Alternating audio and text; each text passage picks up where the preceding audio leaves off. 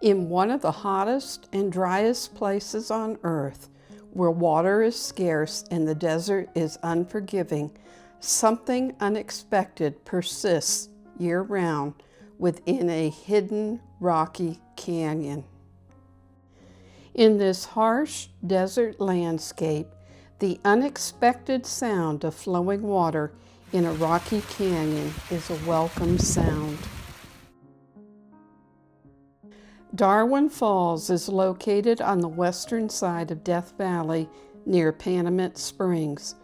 Panamint Springs Resort is a small privately owned oasis along California 190 in Death Valley, offering lodging, camping, fuel, food, and restrooms.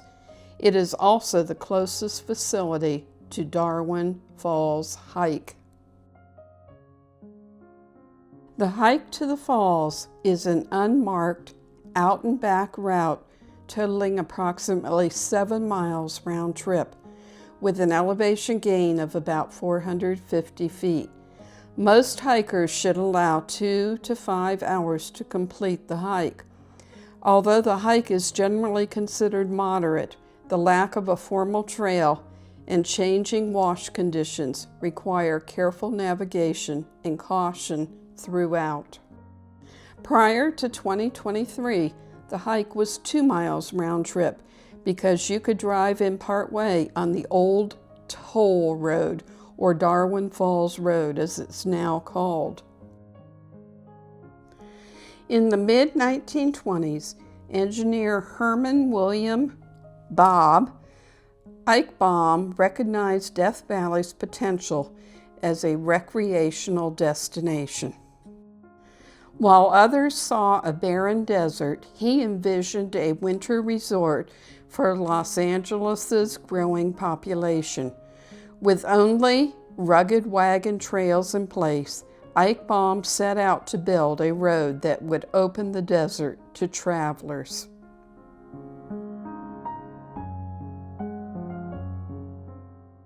Construction was grueling.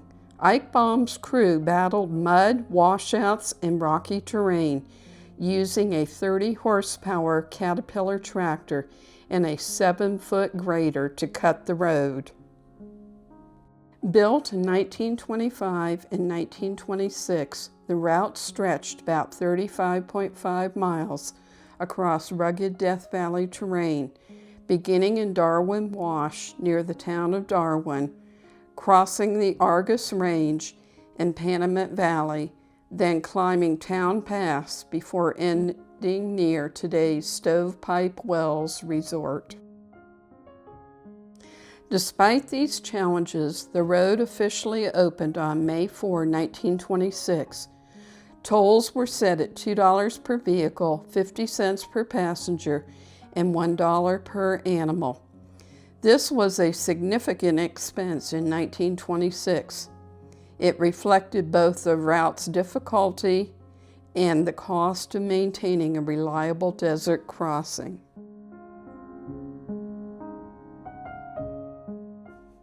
So those 1926 tolls in today's dollars, December 2025, are approximately $2 per vehicle becomes $36.62, 50 cents per passenger becomes $9.16, and $1 per animal becomes $18.31.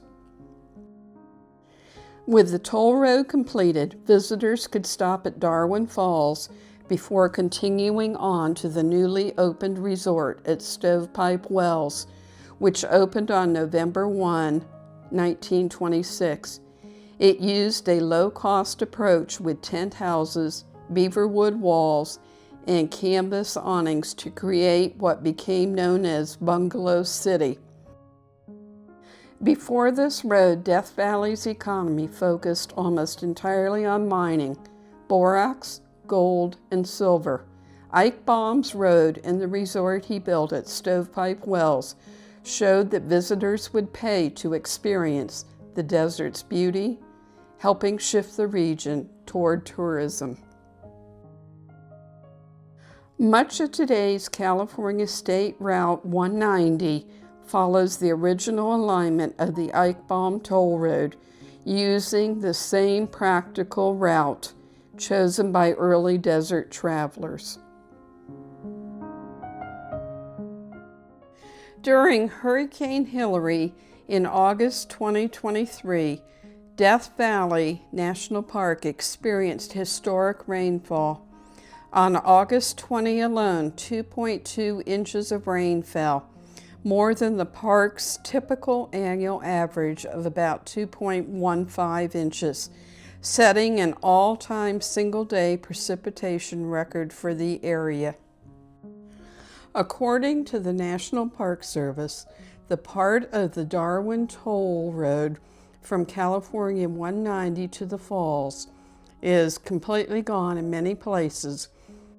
It is likely to remain closed until the summer of 2027.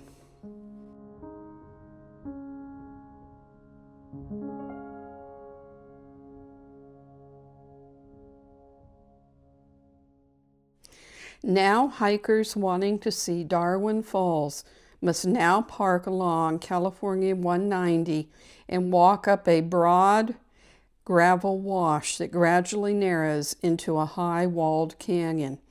The route is mostly flat at first, then becomes rockier as it enters the canyon. There are occasional shallow stream crossings, shaded sections, and slick rock. As hikers move deeper into the canyon, the landscape gradually transitions from open desert to shade, flowing water that is fed by year-round springs rather than rain-fed, and there is noticeably cooler air. The area has willows, cattails, ferns, cottonwoods, and grasses that thrive. This lush oasis contrasts sharply with the surrounding arid desert landscape where they could not survive. At the end of the hike, hikers are rewarded with an approximately 18-foot waterfall, one of Death Valley's few permanent falls. As you arrive quietly at the falls, the sounds of flowing water replace the desert silence, and shade and cool air fill the canyon. Darwin Falls is not the tallest waterfall, the loudest, nor the most dramatic, but in one of the hottest and driest places on earth, it may be one of the most unexpected. Its year-round flow makes it especially notable in Death Valley's desert environment. For thousands of years, reliable springs like Darwin Falls were essential in this desert landscape. The Timbisha Shoshone depended on these rare water sources to sustain daily life, travel between valleys, and for their seasonal camps. Today, that same spring-fed water continues to sustain life in Death Valley, now piped down the canyon to Panamint Springs Resort, where it is treated and used as the desert's water supply. Because this water serves as drinking water, visitors are asked not to swim in the pool or stream at Darwin Falls. Darwin Falls takes its name from Darwin Canyon in the nearby town of Darwin, California.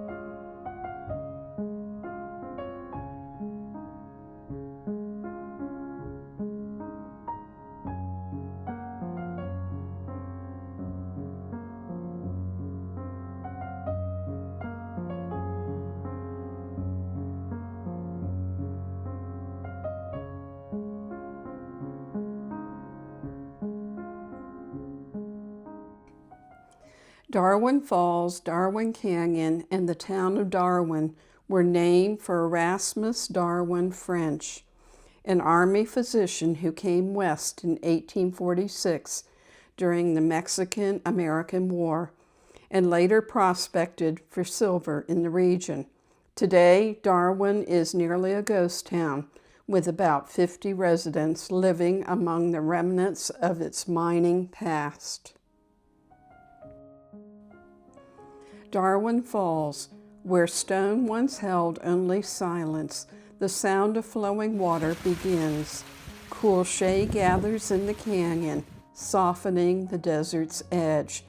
This is not the tallest fall, nor the loudest or most dramatic. It surprises indeed, a ribbon of water stitched into rock. Spring-fed and steady, the flow does not fade with the seasons. Trees lean in, ferns take hold. Life lingers in the cool air. In a land shaped by heat and absence, Darwin Falls endures, a permanent whisper of water, quietly alive where none is expected.